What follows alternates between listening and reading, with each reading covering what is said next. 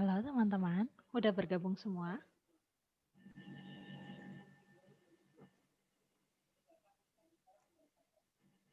Halo. Halo teman-teman, apakah sudah bergabung semua? Baru 29 orang, yang lain lagi di mana ya?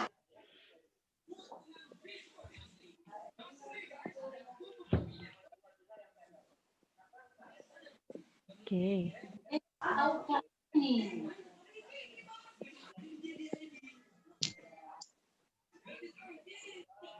Halo Neri. Halo Bu. Oke, teman-teman yang lain pada kemana ya? Belum hadir semua ya?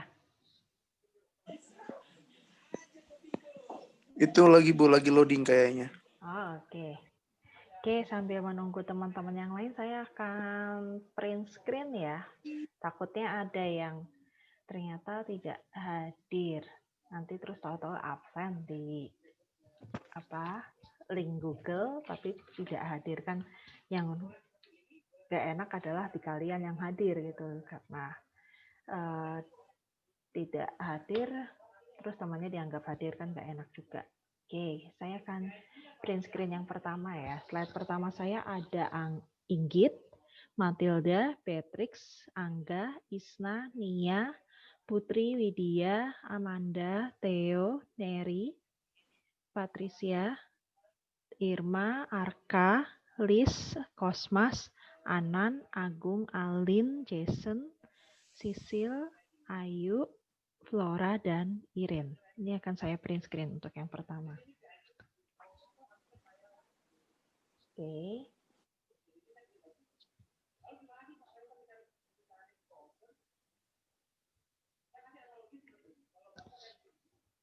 Oke, untuk print screen yang kedua. Oke, saya lanjutkan. Ini ada Putri, Widya, Amanda, Neri, Theo, Linda. Oke, ini soalnya bergerak ya. Terus kemudian Neri, Irma, Arka, Liz, Kosmas, Anan, Agung, Alin, Jason, Sisil, Ayu, Flora, Irin, Yulita, terus Adit, Devina, lalu ada Elin, Riani, David, dan Melania. Oke, teman-teman. Nanti di akhir ini akan saya print screen lagi, takutnya ada yang ketinggalan. Oke, teman-teman, kita akan masuk ke bagian materi Business Intelligence ya. Jadi, sebenarnya kan materi ini teman-teman sudah nanti akan dapat ini kan tugas kelompok untuk menjelaskan kira-kira Business Intelligence itu apa dan Analytics serta Data Science itu apa. Nah, tapi untuk sebelumnya saya akan buat overview terlebih dahulu. Ini nggak usah kaget, bukan karena slide-nya 44. Slide-nya itu hanya kurang dari 20 malahan. Jadi teman-teman tidak usah bingung, kok slide saya 40. Ini karena belum tak edit aja. Jadi aman ya teman-teman. Oke, ada yang tahu nggak kira-kira Business Intelligence itu apa sih? Apakah Intel yang khusus untuk bisnis? Terus apakah dia kerjanya untuk sebagai agen yang memata-matai teman-teman atau bagaimana? Ada yang tahu nggak kira-kira? Business Intelligence itu apa sih? Ada yang tahu? Atau nebak nggak apa-apa deh. Ada yang tahu nggak teman-teman? Biasanya ada yang suka udah buka data ini loh, informasi dulu.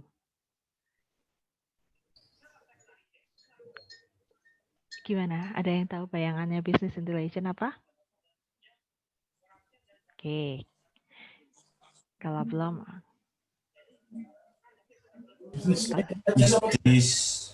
Business Intelligence apa kira-kira? Radit atau Adit atau Kosmas?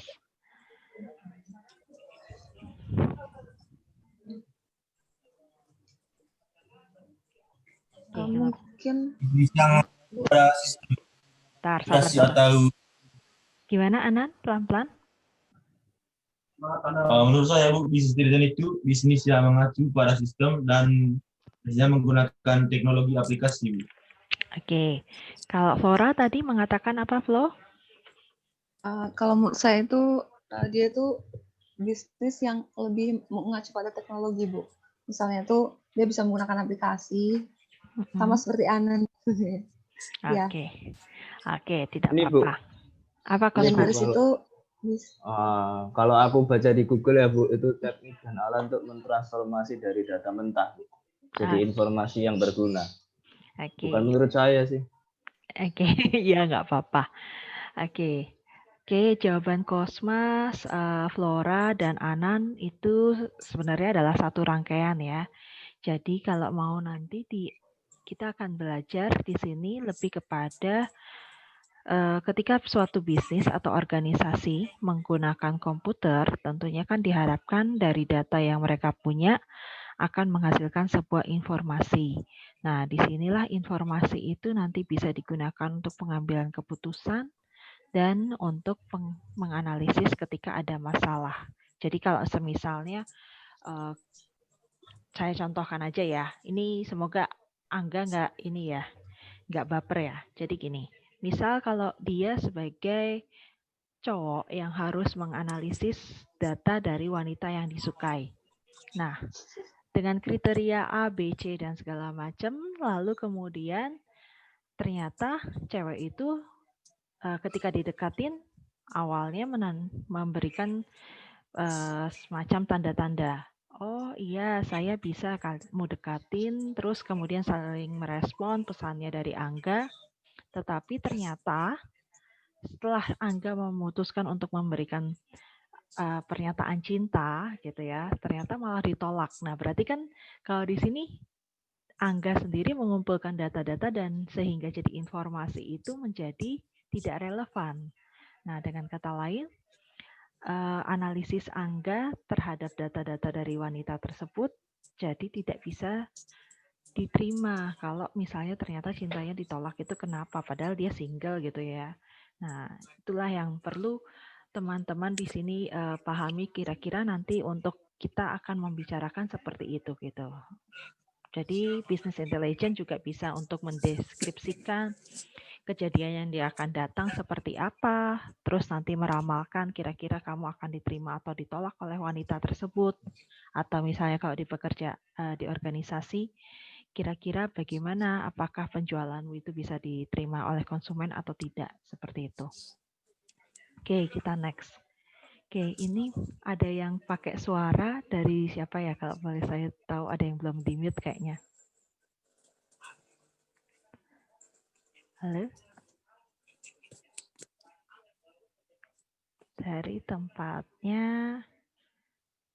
Oke, sudah di-mute semua. Oke, terima kasih teman-teman. Oke, jadi pertama di sini adalah komputer. Jelas tadi kalau kalian bilang bisnis itu menggunakan aplikasi, tapi jangan lupa aplikasi itu ada di dalam komputer dan tentunya bisa digunakan untuk pengambilan keputusan nantinya harapannya. Mengapa sih kok diperlukan pengambilan keputusan? Karena ini teman-teman. Jadi karena lingkungan itu sering cepat berubah, mau tidak mau kita harus mengikuti yang namanya lingkungan. Seperti contoh, kalau misalnya saat ini lagi pandemi, kalau semuanya harus dikerjakan dari kantor, itu membuat riskan bagi pihak si karyawannya. Jadi dengan kata lain, bagaimana apakah organisasi tetap memaksakan untuk harus karyawannya bekerja di dalam organisasi atau bisa pakai aplikasi apa yang bisa memantau karyawan untuk tetap kerja di rumah, terus kemudian tetap bisa presensi dan tetap juga bisa memberikan laporan. Nah, inilah yang harus jadi persepsi dari teman-teman bahwa ketika ada perubahan di lingkungan, organisasi tidak mau akan belajar. Kalau misalnya tuntutan dari konsumen itu ternyata maunya penjualan produknya harus yang semuanya dengan kata lain produknya itu boba.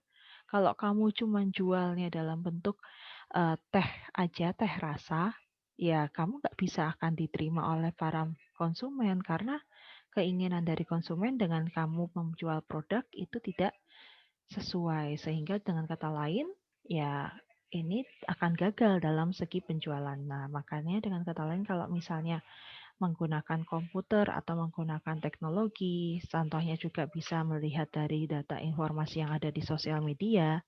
Nah, inilah yang bakal bisa membantu untuk menganalisis kejadian-kejadian di lingkungan tersebut.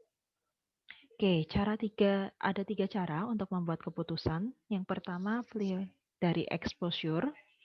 Jadi, exposure di sini adalah lebih kepada membuat tujuannya dulu apa. Kamu mau membuat produk baru, tujuannya untuk menyaingi konsumen atau mendobrak pasar. Bukan menyaingi konsumen, menyaingi pihak lain untuk membuat usahanya atau mau mendobrak pasarnya. Kalau tujuannya hanya untuk ya udah asal ada usaha aja untuk ada pemasukan, ya tidak akan tercapai. Jadi dengan kata lain, di sini akan lebih baik ketika kamu buat usaha ya buat menyaingi perusahaan lain, bukan asal akan ada pemasukan. Tapi kalau saat ini bisa jadi karena PHK gitu ya. Terus kemudian banyak sekali orang-orang mencoba untuk menjual produk-produknya lewat online. Nah, kalau dia asal jualan aja tapi tidak melihat ada peluang, ya tidak akan tercapailah dari tujuan yang dia membuat usaha tersebut. Oke, terus kemudian ada pengalaman. Ketika ada suatu pengalaman dikaitkan dengan pengambilan keputusan akan lebih relevan. Kenapa? Biasanya kalau orang yang tidak ada pengalaman terus disuruh ngambil keputusan, dia akan lebih asal memberi keputusan tersebut. Sama halnya misal tadi contohnya Angga nggak pernah menyatakan cinta sama wanita. Terus kemudian sekalinya dia menyatakan cinta, ternyata langsung ditolak.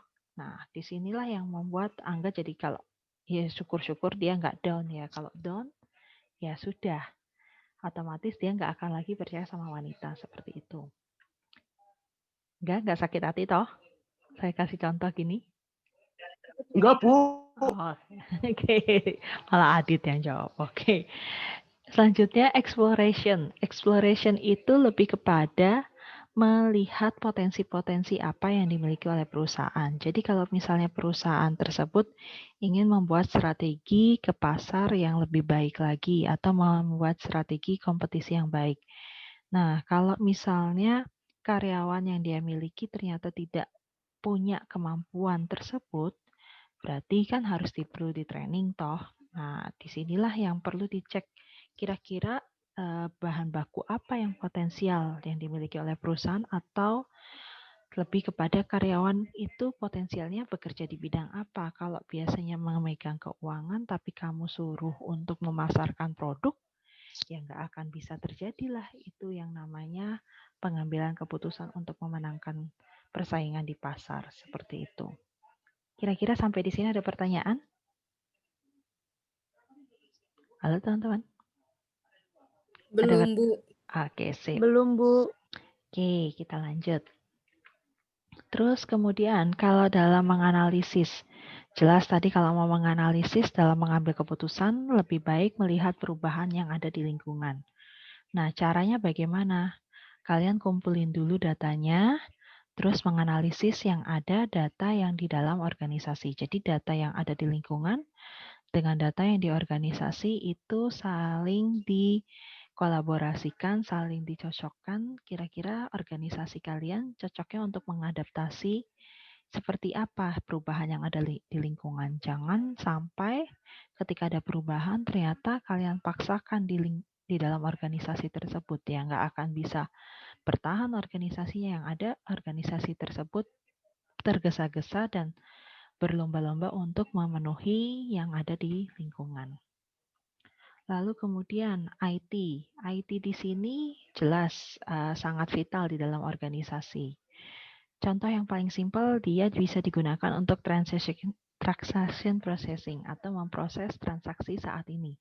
Sebagai contoh, kalau misalnya transaksi processing-nya itu dia karena sifatnya real time atau bisa digunakan untuk harian, dia ternyata memilih untuk menggunakan manual. Contoh, misal Lintang datang ke kasir. Terus kemudian di kasir tersebut mesinnya rusak. Atau pas saat di Indomaret kasirnya ternyata mesinnya lagi rusak. Nah, ketika Lintang datang ke kasir udah bawa banyak barang, terus kemudian ternyata mesinnya rusak, otomatis ya disinilah akan menghambat dalam mempercepat bisnis di Indomaret tersebut. Nah, ketika ada suatu sistem, di sini kan akan lebih mudah. Tinggal di-scan, terus kemudian diproses kalkulasinya dari pihak sistem, sekian harus dibayar oleh Lintang, terus akhirnya tinggal ya udah Lintang bawa barang kasih uang selesai gitu ya.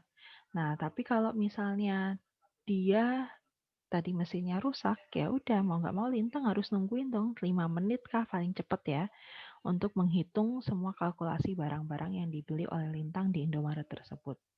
Jadi dengan kata lain, IT di sini bisa berguna untuk menganalisis masalah dan memberikan solusi. Seperti itu. Lalu sebagai ilustrasi lagi, di sini adalah contohnya OLAP. OLAP bukan ke ini ya, ELSA ya. Tetapi lebih kepada online analytical processing. Jadi dia seperti alat business intelligence yang berisi gudang data yang memiliki datanya banyak. Terus kemudian dia juga berisi data mining juga. Data mining itu kalau diartikan bisa sebagai wadah untuk menambang data mining. Nah, tapi di sini bukan lebih menambangnya, melainkan untuk memproses data tersebut. Jadi, nanti ketika data itu sudah diproses, dia akan hasilnya lebih kepada bentuknya grafik. Nah, kira-kira bagaimana teman-teman dalam saat menganalisis? Apakah ada pertanyaan sampai di sini?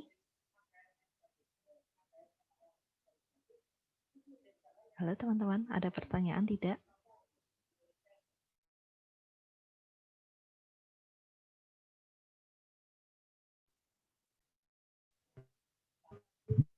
Belum. Belum, oke. Kalau belum kita Belum, lanjut. Bu. Oke, Iya, Bu. kita. Bu. Iya, gimana Yuci? Enggak, Bu. Oh, oke. Saya kira mau bertanya. Oke, cara-cara untuk menganalisis. Nah, cara menganalisis yang pertama, lewat grup. Saling berkolaborasi dengan supply chain-nya. Jadi, karena kaitannya dengan supply chain, berarti di sini bisa dengan supplier-nya. Mengapa sih kok perlu kolaborasi dengan supplier? Jadi, kalau misalnya ada masalah di dalam pasar atau konsumen itu ketinggalan tren yang ada di pasar, paling tidak suppliernya akan memberi informasi. Di sini yang paling cocok untuk konsumen saat ini yang diminati itu adalah produk A. Oke, kalau produk A disukai oleh pihak konsumen, mau tidak mau kan toko tersebut harus menjual produk yang lagi disukai konsumen dong. Kan nggak mungkin dia selamanya menyimpan produk yang tidak disukai, ditaruh, dipajang di dalam display, terus akhirnya sampai lah pada saatnya barang tersebut malah jadi tidak laku dan lapuk atau kadaluarsa. Nah, inilah yang perlu di sini adanya kolaborasi dengan pihak supply chain. Sama halnya dengan teman-teman. Saat lagi tugas kelompok, ternyata supply chain-nya itu atau teman-teman anggota kelompoknya tidak memberikan pendapat. Ya, kalau orang itu individu mengerjakan tugasnya, yang terjadi malah dia tidak bisa mengejar ketertinggalan untuk target dalam mengumpulkan tugas tersebut. Jadi dia akan stres individu tersebut. Nah, inilah yang menyebabkan terjadinya masalah ketika nanti untuk menyajikan data untuk tugas kelompok tersebut. Selanjutnya dalam menganalisis juga perlu mengakses database. Database itu yang baik bisa diakses di mana saja, tidak harus ke kantor, tidak perlu harus bawa barang banyak, tetapi bisa diakses secara mobile. Terus kemudian untuk big data sendiri, di sini datanya banyak dan ini lebih relevan jika kalian mengandalkan machine learning atau AI. Ketika kalian sendiri yang mengandalkan datanya tersebut dianalisis secara manual dari tren tahun ke tahun, itu sangat lama. Tapi kalau misalnya membutuhkan kerjasama dari AI atau bekerja sama dengan AI, artificial intelligence atau machine learning pun, ini akan sangat membantu karena dia tahu polanya yang sedang ada di pasar seperti apa. AI itu bisa dicontohkan seperti Google atau Hey Siri dan segala macam. Gitu teman-teman. Selanjutnya untuk analytical support, di sini data itu kalau dibantu dengan menggunakan teknologi untuk menganalisis akan lebih mengurangi biaya dibandingkan dengan manusia. Ya tadi yang seperti yang saya sudah sampaikan, kalau dengan manusia ternyata harus butuh data transport. Harus membutuhkan biaya transport. Nah, dengan kata lain ini sangat membuat perusahaan menjadi rugi karena harus banyak pengeluaran biaya yang tidak terduga. Dengan teknologi pun ternyata lebih baik seperti itu. Kalau dari segi kognitif di sini dia manusia itu lebih sulit merecall memori. Apalagi kalau sudah kaitannya dengan perasaan sakit hati ya. Nah, tapi kalau teknologi disuruh merecall memori kejadian-kejadian yang tidak enak di perusahaan, itu akan lebih membantu dibandingkan dengan manusia. Selanjutnya untuk knowledge management, ada informasi yang dikomunikasikan secara terstruktur maupun tidak terstruktur. Kalau misalnya bos atasan teman-teman itu lebih nyaman memberikan informasi lewat terstruktur atau lewat surat, biasanya kalian kalau yang menerima surat tersebut mau tidak mau akan merasa harus segera diselesaikan. Tapi bos tersebut tidak akan tahu proses kalian seperti apa. Jadi kalian yang jungkir balik mengerjakan tugasnya, terus kemudian selesailah tugas tersebut sampai akhirnya ya udah dikumpul untuk pelaporan di perusahaan selesai. Tapi kalau informasinya secara tidak terstruktur atau dengan kata lain bisa secara informal, bos tersebut pasti akan bertanya kepada kalian atau dengan kata lain care.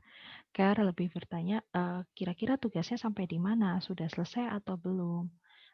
Kalau belum, yuk kita makan di tempat ini biar saya bantu. Nah itu lebih mendukung untuk knowledge management yang lebih baik gitu. Lalu ketika dalam menganalisis sesuatu akan lebih baik jika aplikasi yang digunakan itu bisa mensupport terkait dengan bisa dianalisis di mana saja, kapanpun, dan tempatnya di mana saja. Seperti itu teman-teman. Sampai di sini ada pertanyaan? Halo? Ada tanggapan dari teman-teman atau tidak untuk analisis? Belum, Bu. Tidak, Bu. Oke, yang lain? Oke, kalau belum ada saya lanjutkan dulu. Oke, ini evolusi komputer mulai dari tahun ke tahun.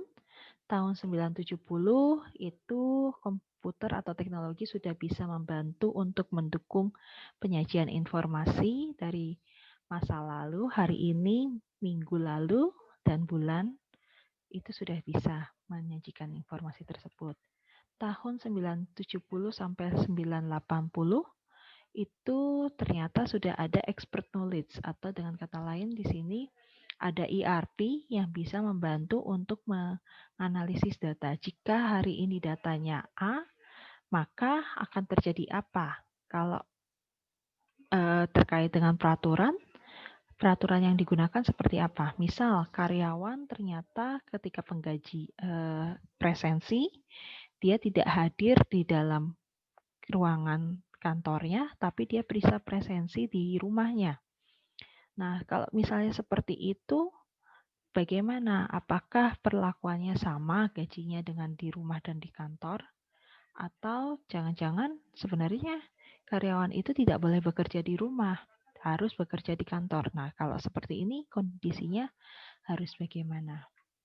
Tahun 90 mulai dengan periode dashboard atau dengan kata lain bisa dalam bentuk grafik semua penyajian datanya. Tahun 2000 dia menyajikan data ke real time. Jadi pergerakan waktu sewaktu-waktu mau ngambil data informasi itu bisa. Lalu tahun 2010 sudah menggunakan RFID yang sama halnya dengan kayak misalnya dengan e-tol, lalu kemudian ada dengan cara dulu ada namanya TIKES. Nah, itu salah satu dari bentuk RFID yang cara kerjanya tinggal di tap. Terus kemudian adalah data yang direkam dan sehingga proses transaksi pun berjalan. Terus di tahun 2010 pun juga sudah muncul dengan big data, jadi ada peluang untuk melihat kejadian-kejadian masa lalu sama halnya dengan kejadian yang akan datang, bisa diprediksi seperti itu. Nah, seperti ini teman-teman gambarnya, evolusinya. Jadi seperti yang tadi saya sudah sampaikan, era 70 itu baru dimulai hanya untuk pengambilan keputusan. Terus tahun 80 sudah mulai dengan ERP. Tahun 90 ternyata sudah bisa menyajikan data dalam bentuk grafik. Dan business intelligence itu muncul ketika di periode 90 sampai tahun 2000. Dengan cara, ya tadi, kalau di tahun 2005 ternyata ada cloud computing, ada data mining, semua data bisa disimpan di mana saja. Cloud computing kan berarti dengan kata lain, tidak perlu yang namanya perangkat keras atau hardware seperti flash disk atau hard disk. Nah, ini cukup disimpan di dalam cloud computing yang seperti Google Drive, lalu kemudian ada cloud, terus iCloud maksud saya, terus kemudian ada OneDrive seperti itu. Terus kemudian di era tahun 2010 itu sudah muncul big data, jadi semua data yang disimpan lewat server manapun itu sudah bisa dianalisis. Terus kemudian yang ketiga terkait dengan business intelligence. Di sini tadi yang teman-teman saya singgung di awal, business intelligence itu seperti payung yang bisa mengkombinasikan antara alat database, bisa gunanya untuk analisis dan arsitek. Nah, tujuan dari business intelligence menyajikan data secara real time, bisa memungkinkan juga adanya manipulasi data karena kalau data ini berakhir masalah, kira-kira yang cocok harus diperbaiki dengan apa. Maka dengan kata lain, business intelligence juga bisa membantu untuk menganalisis suatu kejadian. Selanjutnya, untuk analisis sendiri, untuk business intelligence itu bisa menganalisis waktu yang lalu, saat ini, dan saat yang akan datang. Nah, tinggal balik lagi, mau dikomunikasikan secara informal atau secara terstruktur seperti tadi. Tentunya kalau dengan business intelligence akan ada data menghasilkan sebuah informasi dan digunakan untuk pengambilan keputusan. Data di sini berarti datanya mentah ya, benar-benar tidak ada maknanya apapun. Kalau misalnya angka 1, 3, 5, 7, itu kalau itu semua disajikan kan tidak ngerti buat apa angka 1, 3, 5, dan 7. Jadi dengan kata lain, di sini lebih kepada adanya informasi. Nah, informasi di sini adalah data yang sudah diolah. Seperti itu. Terus nanti kalau udah dikatakan bahwa ternyata informasi di sini angka 1357 itu untuk kaitannya dengan bilangan prima. Nah, keputusannya apa? Apakah bilangan prima bisa dibagi jadi 2 atau tidak? Seperti itu. Selanjutnya, yang ketiga, untuk business intelligence sendiri itu bisa digunakan untuk ad hoc atau sesuai dengan permintaan, bisa meramalkan sesuatu, meramalkan tren penjualan yang cocok seperti apa, dan makanya tadi saya katakan kepada teman-teman kalau dengan bantuan AI akan lebih sangat membantu bagi pihak perusahaan. Seperti itu. Kira-kira sampai di sini ada pertanyaan teman-teman? Ya? Ada pertanyaan tidak? Halo? Belum, Bu. Oke. Belum, Bu. Oke, kalau belum kita masuk ke bagian diskusi ya. Jadi topik hari ini saya akan membicarakan lebih kepada business intelligence, sedangkan data science dan analisis saya akan bahas di hari Kamis dengan waktu kira-kira 5 menit terakhir. Kira-kira ada yang mau memberikan pendapat terkait dengan business intelligence atau tidak, teman-teman?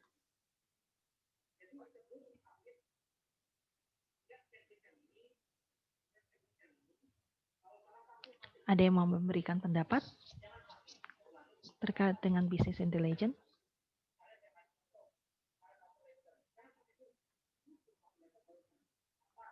Atau jangan-jangan kalian belum baca ya bahannya ya? Saya ingin memberikan pendapat, Bu. Iya, gimana Patrick? Jadi ini penangkapan saya benar nggak, Bu? Maksudnya kesimpulan saya tentang business intelligence. Oke. Nah, jadi yang saya tangkap business intelligence itu kayak sistem gitu ya, Bu, atau perangkat atau sarana yang yang dapat membantu perusahaan dalam menjalankan kegiatan operasinya. Kayak yang tadi dijelaskan untuk pengambilan keputusan dan lain-lain. Tapi yang masih saya bingung tadi di yang itu, Bu, yang tentang komputer, terus ada perusahaan menyelesaikan masalah atau gimana ya, Bu, tadi? Ntar, Bu, saya lihat dulu catatan saya, Bu. Oh iya, yang itu, yang mana ya?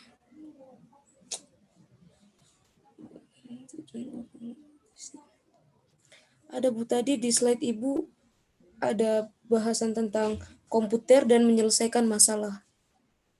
Di share screen-nya tadi, Bu. Oke, nggak apa-apa Patrick. Jadi nanti hasil pembelajaran hari ini sudah saya record. Jadi nanti saya akan share ke YouTube juga, nanti bisa diulang teman-teman. Jadi di sini betul Patrick, kalau untuk business intelligence itu bisa digunakan untuk analisis data. Nah, tentunya di sini ketika ada sebuah masalah di dalam lingkungan, kayak tadi contohnya misal tren saat ini yaitu adanya COVID yang di mana dialami oleh semua orang termasuk oleh Presiden Amerika dan istrinya. Nah, dengan kata lain, di sini ketika ada data tersebut, mengapa kok harga saham di Amerika menjadi turun? Nah, itu salah satu penyebabnya adalah akibat dari business intelligence karena dia dibantu oleh AI tadi, artificial intelligence seperti Google, itu menyajikan data bahwa dampaknya negatifnya kalau ada COVID yang diterima oleh atau dialami oleh Donald Trump apa? Apakah Amerika akan tetap Amerika, negaranya aman, bebas COVID, atau bagaimana? Apakah investor tetap mau menanamkan modal di perusahaan tersebut atau tidak, seperti itu. Contoh lagi, kalau misalnya terkait dengan big data gitu ya, di sini banyak data yang ada di dalam informasi di perusahaan maupun di lingkungan, terus kemudian mereka memprosesnya sehingga ketemulah hashtag-hashtag yang kayak di Twitter. Twitter itu kan banyak datanya, terus kemudian diterimalah hashtag-hashtag tersebut yang trending, terus akhirnya yang tren ternyata makanan yang lagi tren seperti odading gitu. Nah, dengan kata lain, semua penjual bisnis UKM yang melihat tren tersebut pasti akan lebih tertarik, oh yang lagi tren seperti ini. Kalau kamu memaksakan untuk menjual selain makanan tersebut, apakah cocok? Bisa diterima oleh lidah konsumen? Ternyata tidak seperti itu. Kira-kira bagaimana Beatrix? Ada bisa udah dibayangkan atau bisa dipahami atau belum? Oh iya, Bu, lumayan, Bu. Oke, nggak apa-apa. Nanti akan lebih kelihatan lagi ketika bagian data science dan satunya lagi adalah big data. Oh iya, siap, Bu. Oke, ada lagi yang memberikan pendapat?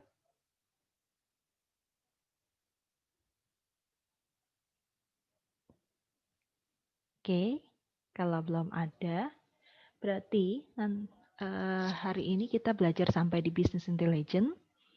Terus kemudian minggu depan, karena sudah masuk ke topik di kelompok lagi ya, nanti untuk diskusi kelompok mungkin lebih kepada saya sifatnya pakai Zoom aja, konfirmatori. Terus kita diskusi di sana.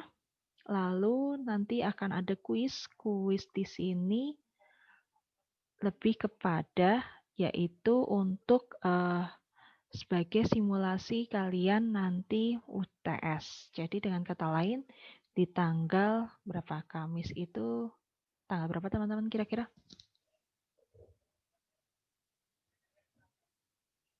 Kamis di tanggal 8 ya. Nah, 1 minggu terakhir sebelum UTS, itu kita akan ada kuisis. Jadi nanti kita akan belajar bersama-sama kira-kira yang akan keluar seperti apa. Jadi nanti Padletnya yang kemarin kita sudah pelajari, dibaca-baca lagi. Saya akan memberikan soal di situ. Gitu. Oke teman-teman? Bu, untuk Padlet yang pertemuan kemarin itu masih dibuka Ibu? Atau udah ditutup, Bu? Oh, kenapa? Belum ada ya? Belum saya share? Belum di PDF kan, Bu? Oh, oke. Nanti saya PDF kan. Ya. Oke, ada lagi?